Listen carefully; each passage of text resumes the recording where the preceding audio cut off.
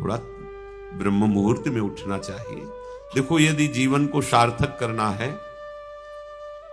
तो जिसके शैया में लेटे हुए सूर्य भगवान का उदय हो जाता है, उसकी आयु, बुद्धि, श्री, तेज, बहुत सी बातें नष्ट हो जाती हैं।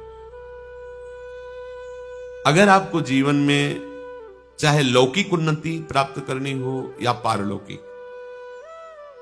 प्रातःकालीन कम से कम सूर्य उदय होने के 2 घड़ी पहले, 24 दूनी 48 मिनट, अभी सूर्य उदय होने में 48 मिनट हैं, आपने सैया छोड़ दिया, इसके आगे सूर्य उदय होने के 48 मिनट पहले आप सैया से हट जाएं। अगर आप रात्रि में जगे हैं तो सूर्य उदय होने के 48 मिनट बाद फिर आप सो जाएं। लेकिन वो जो बीच का समय, प्रातःकालीन संध्या भुवन भास्कर भगवान पधार रहे हैं, वो आप सो रहे हो, तो आपकी आयु, आपका वैभव, आपकी बुद्धि, ये सब नष्ट होने लगती है, पता नहीं चलता। लोग देखो कहां तेजवान चेहरे दिखाई दे रहे हैं। खूब तो सब खा पी रहे हो, खाने पीने क्या तेज एक अलग होता है, भागवती तेज अलग होता है। ब्रह्म मुहूर्त में उठे, प्रभु का स्मरण किया, जो 2-4 नाम ही सही, अपने बड़े बुजुर्गों को, गुरुजनों को भावना से प्रणाम किया। पहली बात, शरीर स्वस्थ रखने के लिए गर्म जल किया, हल्का, आधा लीटर से 1 लीटर तक जल पिया, भगवत भाव अर्पित करके वज्रासन में बैठकर। आप लोग दिनचर्या को नहीं करते हैं तो आप ब्रह्मचर्य को पचा नहीं सकते। ध्यान रखना, ब्रह्मचर्य कोई छोटी मोटी शक्ति नहीं है, उसको पचाने के लिए आपकी दिनचर्या दिव्य होनी चाहिए। फिर इसके बाद आप 5 मिनट 10 मिनट टहलिए, फिर सो जाइए। फिर जो शौचाचार की पवित्रता बताई गई उसके अनुसार आप स्नान आदि करके, पवित्र वस्त्र धारण करके, जैसे कोई महान व्यक्ति आ रहा है तो हम उसके आदर के लिए खड़े हो जाते हैं, ऐसे भुवन भास्कर पधार रहे, हाथ जोड़कर प्रणाम किया, अर्घदान किया, गुरु मंत्र जपा आदि आदि। अब पड़े हो आप कि हम तो 2-3 बजे तक जगे हैं, ऐसा अगर आप भजन में जगे हैं तो भी सूर्योदय के समय आप उठ जाइए। आपके गुरु आवे तो क्या आप सोते रहेंगे क्या? ये जगत गुरु हैं भुवन भास्कर, परम ज्ञान स्वरूप हैं, गायत्री छंद रूपी घोड़े हैं इनके रथ के, स्वयं भगवान अरुण देव सारथी हैं। और भगवान पीछे वर्णन किए, मैं ही सूर्य रूप से जगत को प्रकाशित करता हूं और ताप के द्वारा जल को सोख कर मैं ही वर्षा कराता हूं। भगवान का आदर करना। जो सूर्योदय तक सोते हैं उनकी बुद्धि में भागवतिक बातें, अध्यात्म बातें आ जाए, मेरी समझ में। अगर आप थोड़ा भी शरीर स्वस्थ रखना चाहते हैं तो जैसे नियम से भजन वैसे व्यायाम आवश्यक है। सबसे प्रार्थना है, ये दवाइयों के बल पर जीना बंद करो।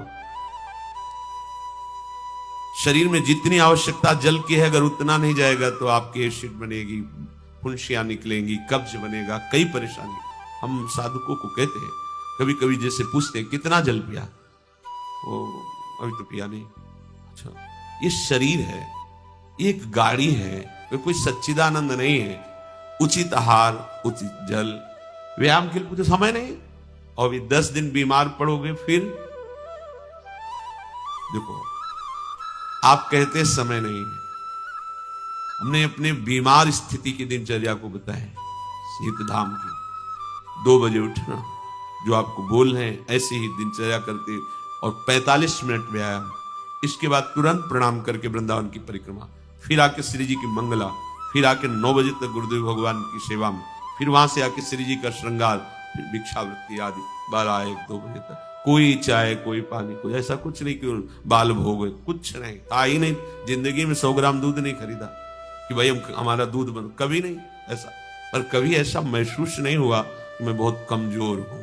ब्रह्मचर्य को पचाने के लिए बहुत शरीर को क्रियाशील होने की आवश्यकता है। या तो प्राणायामों के द्वारा, आसनों के द्वारा, अब ना आसन है, न प्राणायाम है, न व्यायाम है, और फिर क्या, कैसे भावना आपकी भगवत भावना बनेगी? तो एक प्रमाद स्थिति, एक छिन्न भिन्न खिन्न स्वभाव नहीं बात बनेगी। अध्यात्म का साधक जो होता है, नवीन खिला हुआ कमल जैसा, मुख प्रसन्न तन तेज विराजा, कि इन्हें रामचंद्र कर का कोई असाध्य रोग, कोई बहुत पीड़ा, वो बात अलग है।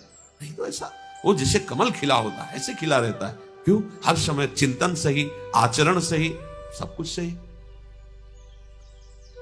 जो भगवत भावना विहीन जीवन है वो मुर्दा जीवन है। जिन हरि भगति हृदय नहीं आनी, जीवित सब समानते प्राण। वो जान नहीं रहे, मुर्दे जैसा जीवन है। क्या जीवन का महत्व? वही गंदे भोगों को भोगना, उसी का चिंतन करना, और भोग भोगने वाले शरीर को स्वस्थ रखने के लिए विषय सामग्री इकट्ठी करना, इसके बाद मर जाना। बोलो इसके अलावा और क्या है? ये बनाया, वो बनाया, वो बनाया, जरा सा हिला, पूरा का प्रांत नष्ट हो गया। क्या है इसमें? शाश्वत क्या है? हमें तसल्ली होती है, हमने एक मकान बना लिया, तसल्ली होती, 4 लड़के हो गए और काल का तमाचा लगा, पूरा का पूरा सब। क्या तसल्ली? हृदय को तसल्ली तब दो जब नाम चल रहा है, राधा राधा राधा। दिनचर्या ही नहीं बन पा रही है आज के नए समाज की, दिनचर्या ही नहीं बन पा रही, भगवत भावना ही नहीं है। देखो, अगर परिवार में रह करके आप भगवत भावना नहीं करते तो सब परिवार में रहकर आसक्त हैं और सब दुर्गति को प्राप्त होते हैं।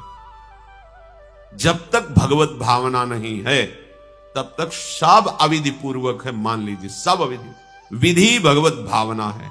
कुछ भी, किसी से भी, कोई भी, बस भगवत भाव, वही आनंद का अनुभव हो जाएगा। अतः उनके द्वारा किया गया देवताओं का पूजन मूल में मैं ही हूं, मेरा ही है, पर वो अविधि पूर्वक है। अविधि पूर्वक का तात्पर्य है कि वो ये नहीं जानते कि इस रूप में सर्व सामर्थ्यशाली भगवान ही विराजमान है। कभी कभी मंत्रों का ज्ञान नहीं होता, पूजन की सामग्री शुद्ध नहीं होती, भाव शुद्ध नहीं होता, इसलिए उनका पूजा सेवा आगे चल करके फल प्रदान नहीं कर पाता।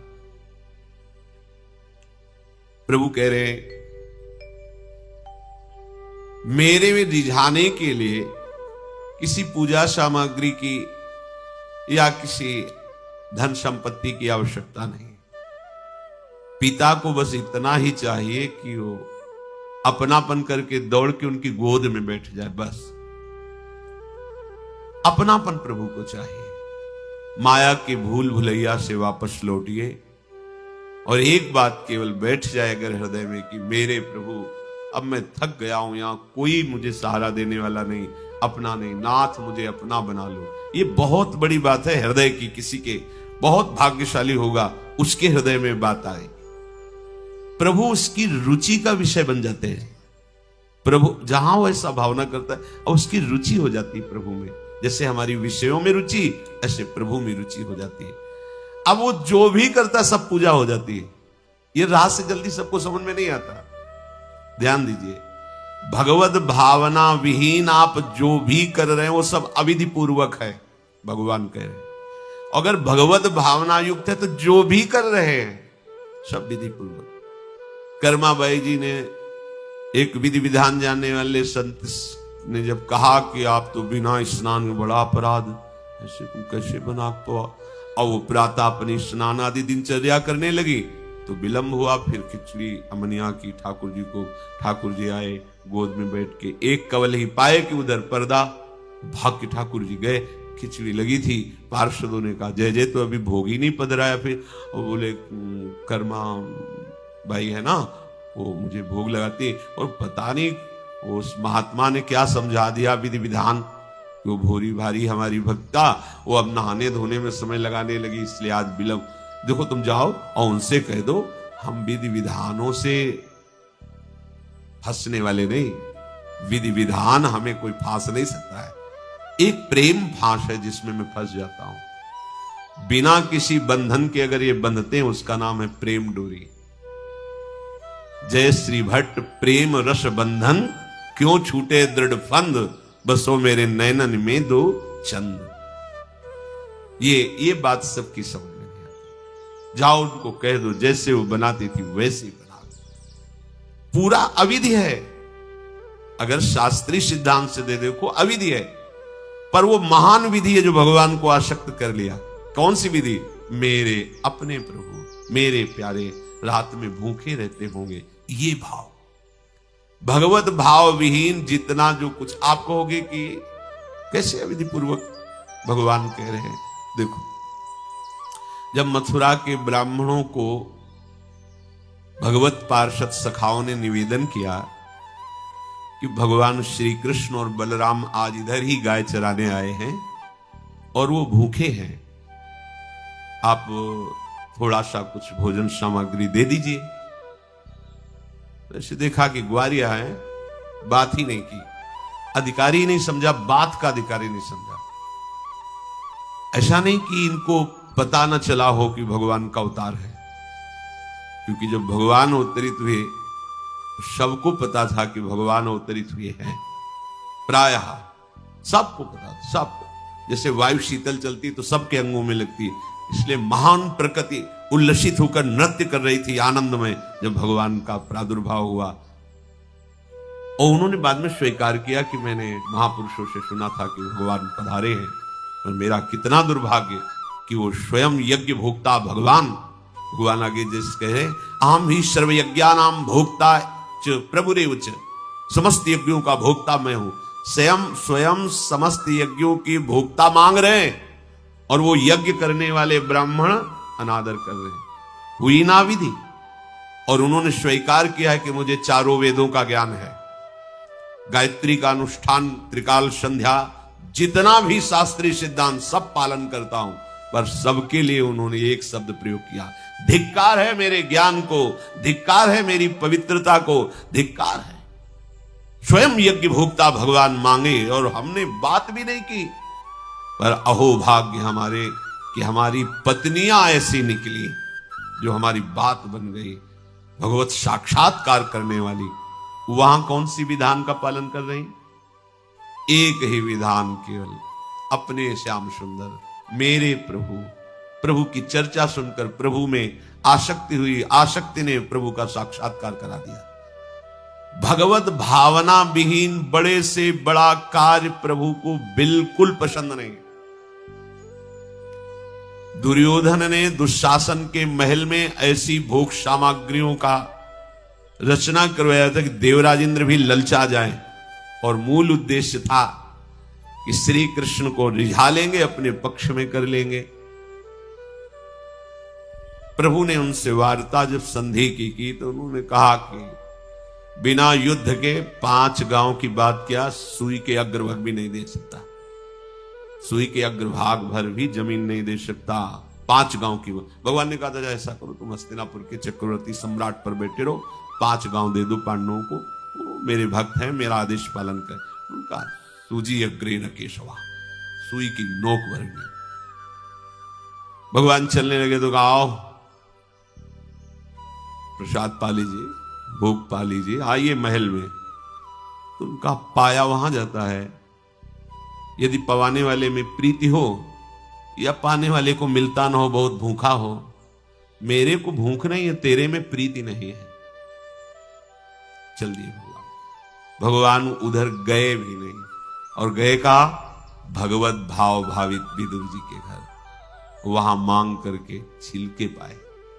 देखो, छिलके पवाना विधि है, अविधि है।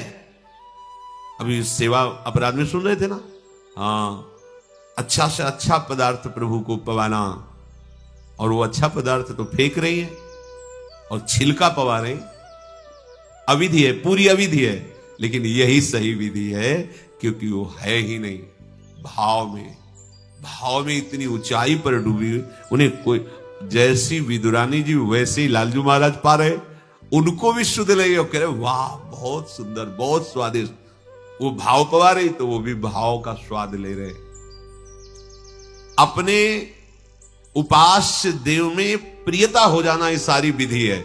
इसीलिए अपने वृंदावन उपासी जन जो है, वृंदावन रसोपास्य, यहां मंत्रों के आदेश से सेवा पदार्थ समर्पित नहीं किया जाता। अमुक मंत्र पढ़ो फिर वो सेवा नहीं, यहां तो राधा राधा राधा। और जब जैसा भाव आया, या ऐसा नहीं कि ये ऐसे ऐसे ऐसे न, जब भाव आया अपने भाव में, भावोत्सवेन भजताम रस काम धेनु, भाव, ये थोड़ा भक्ति का फलस्वरूप भाव होता है। जो प्रभु से विलग भाव करके उपासना की जाती है वो अविधि पूर्वक हो जाती है, और जो भगवत भाव करके की जाती है वो सब विधि मानी जाती है। जिसमें हमारे प्रभु को सुख मिले ऐसी भावना करके जो भी किया जाए उससे भगवत प्राप्ति निश्चित है, क्योंकि श्री भगवान कह रहे अहम ही सर्वयज्ञानां भोक्ता च प्रभुरेव च न तु माम अभिजानन्ति तत्त्वेनातश्च्यवन्ति ते। क्योंकि सब यज्ञों का भोक्ता मैं हूं, मैं सबका स्वामी हूं, परंतु ये जो मेरे से विमुख है ये ऐसा नहीं जानते हैं, ये मुझे तत्व को नहीं जानते, इसलिए ये अन्य भावना किया करते हैं। जो मेरे को नहीं जानते हैं, मेरे भाव से नहीं है, वो कुछ भी करें उनका पतन ही होता है। बात इसमें यह है कि जब अविनाशी नित्य चिदानंद भाव ही नहीं है तो विनाशी खेल में सत्य भाव से लगोगे तो तुम अविनाशी का विनाश ना होते हुए भी विनाश की सारी लीला सहनी पड़ेगी। जैसे आत्मस्वरूप जो हमारा स्वरूप है उसमें किसी शस्त्र का, मंत्र का, किसी भी दैवी शक्ति का कोई भी बस नहीं है। जो हमारा आत्मस्वरूप है कि मंत्रवेत्ता कोई भस्म कर दे, किसी दिव्यास्त्र का संधान करके हमारी आत्मा को छेद भेद दे, अक्लेद्य है, अशोष्य है, अदाय है, फिर भी हम जलते, जलन का अनुभव करते हैं अंतर और बाहर से भी। क्यों? वहां तो बता रहे हैं कि अदाय है, कोई भी ताप आत्मा को स्पर्श नहीं कर सकता, फिर ये जलन क्यों होती है? लगता तो हमें ही कि मैं अंदर से जल रहा हूं या बाहर से शरीर में अग्नि आदि छू जाए तो ताप लगेगा, क्योंकि हम अपने अविनाशी भाव में नहीं हैं। ध्यान दीजिए, अविनाशी होते हुए भी अविनाशी भाव में ना होने के कारण मुझ अविनाशी तत्व को विनाश की पूरी लीला सहनी पड़ती है, पूरे कष्ट सहने पड़ते हैं। नहीं सहने पड़ते? देखो आप, जन्म मरण मेरा थोड़ी होता है, मेरा स्वरूप नैनम छिन्नन्ति शस्त्राणि नैनम दहति पावकः न चैनम क्लेदयन्त्यापो न शोषयति मारुता, पर हो रहा है। हम जल में डूब के मर सकते हैं, हम वायु के प्रवाह में, हम नाना प्रकार के दुखों के प्रवाह में। क्या हुआ? बोले चूंकि तुम अपने अविनाशी स्वरूप भाव से विलग हो। समझ गए? वही बात यहां श्री भगवान कह रहे हैं कि यदि तुम ये भाव नहीं समझ पा रहे कि सबका भोक्ता मैं ही हूं, सब यज्ञ जितने भी साधन सबका फल प्रभु ही है, मैं सबका स्वामी हूं। जो मेरे को तत्व से नहीं जानते हैं, मेरे पर भाव नहीं करते, उनका पतन ही होता है। कारण ये अविनाशी भाव ना होने के कारण, विनाशी में सत्यत्व भाव होने के कारण परिणामता कुछ हाथ नहीं लगेगा, केवल नाश ही नाश। जब हम प्रभु की तरफ चलते हैं तो उसमें प्रधानता होती किसी संत या शास्त्र के वचन। ऐसे आप चल ही नहीं सकते। कभी भी कहीं भी कोई भी प्रभु की तरफ चलेगा, पहला कदम चला होगा तो किसी न किसी संत के वचन सुने होंगे या शास्त्र के वचन, दोनों एक ही बात है। जो संत भगवंत की वाणी है वही शास्त्र है। बिना उनके वचन सुने परमार्थ का पता ही नहीं चलता है। तो जब हम प्रभु की तरफ सत्संग सुनकर चलने को होते हैं तो ये दो मुख्य बाधाएं आकर खड़ी हो जाती हैं। भोगों की भोग वृत्ति, संग्रह वृत्ति जो हमारे अंदर रही है तो वो हमको इतना कमजोर कर देती, लगता है अगर ये चीज नहीं होगी तो हम रह नहीं पाएंगे, ऐसी ऐसी व्यवस्था होगी तो हम नहीं रह पाएंगे। बड़ा कमजोर हो गए अपने लोग। हाँ, ऐसा होना चाहिए, ऐसा होना चाहिए, ऐसा होना चाहिए। भोगों का भोक्ता और भोगों के संग्रह युक्त स्वामी भाव। मेरे पास इतनी खेती, इतना बैंक बैलेंस, इतना परिवार, ऐसा ऐसा, और देखो हमारी दिनचर्या में ऐसा चलता है, हम ये खाते रहे, ऐसे करते रहे, ऐसे, और ये सब होता रहा है। अगर हमें भजन मार्ग में तो ये सुविधा चाहिए, ऐसा ऐसा। इतना कमजोर हो गया है मनुष्य कि वो भोगों की भोगने की वृत्ति और भोगों के संग्रह करने की वृत्ति और भोक्ता और संग्रहित वस्तु का स्वामी मैं, ऐसा ये पहली परमार्थ में बाधा वृत्ति है।